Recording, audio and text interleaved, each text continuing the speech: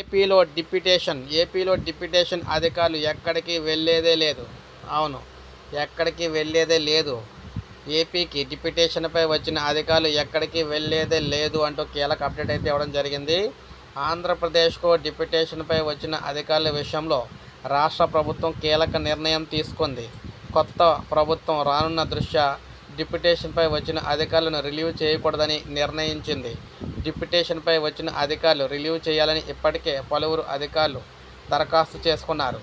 డిప్యుటేషన్పై వచ్చిన వారిపై గతంలో తెలుగుదేశం పార్టీ పెద్ద ఎత్తున విమర్శలు చేసిన విషయం తెలిసిందే.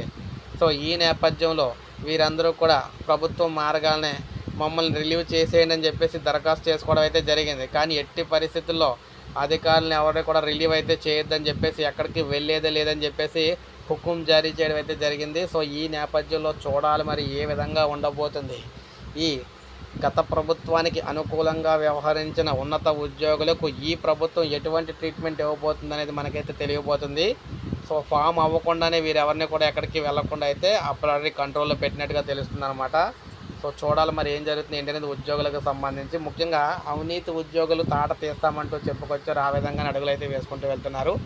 సో ఒక లైక్ చేయండి, సబ్స్క్రైబ్ చేసుకోవద్దు, మన ఛానల్ సబ్స్క్రైబ్ చేసుకోండి.